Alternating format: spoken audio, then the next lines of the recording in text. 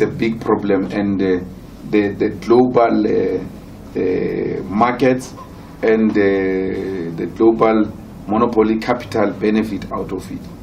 The biggest problem is the disunity of Africa. They've divided it.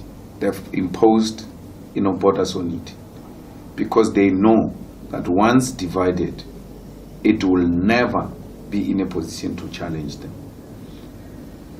China has got the biggest population, bigger than us. They are in charge of, they've got one president. India, the same big population, one president.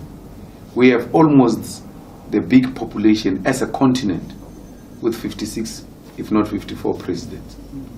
What are we doing? It's pure division of Africa so that they can continue to exploit the resources of Africa. The day they are done with these resources, they are going to say Africa must have one currency, Africa must have one president, it must have one government. It doesn't make sense why you've got so many presidents. It's still making sense now because they are benefiting out of it. The division of Africa is the biggest problem. When I say remove the borders, they say no, these Nigerians are going to bring drugs in. But it is not Nigerians who owns the clubs where these drugs are being sold to children of middle class. Yes, I'm not saying Nigerians are not selling drugs. Neither am I saying they do, but they are white people who are selling drugs, who have a free passage into the country with drugs. You don't care about them. We must care about blacks because we suffer from self-hate. We need this continent. My vision is not to be a president of South Africa. My vision is to have one African continent with one mission, with one president, with one currency, with one government, with one dominant language which will make us to communicate with ease. Because they divided us and then imposed languages on us, made sure that we don't just talk to each other, not only in the continent, even here in South Africa. This interview, which will be conducting it in our own, one of the indigenous languages that is common and well spoken by everyone, whites, coloreds, Indians, Africans, should be knowing that language. If you check the whites of Zimbabwe, they speak Shona very well. Why? Because it's being taught in schools. Why can't we have one common language in Africa and share ideas through that language? Because if we cannot speak the same language, we'll never understand each other.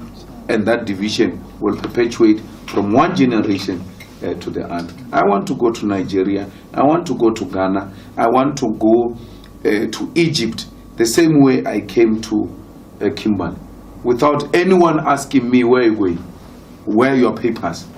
As long as I produce one common passport of Africa, it's a passage. Let me go.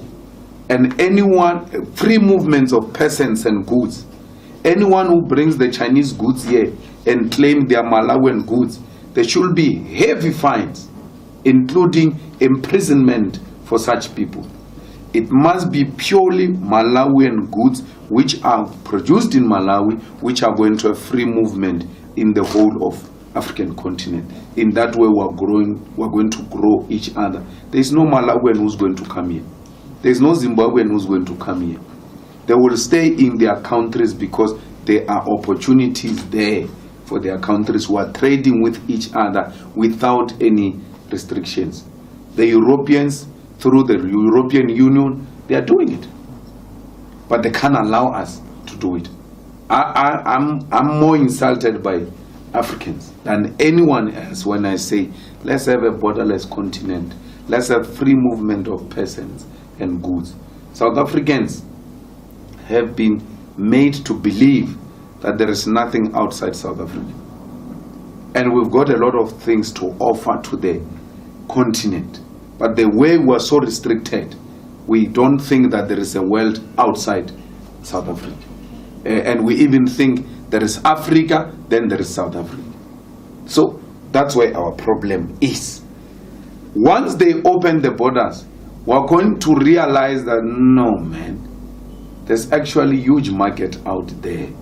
There are a lot of things we're doing here in this country which are not being done in many African countries. We can go and introduce them there.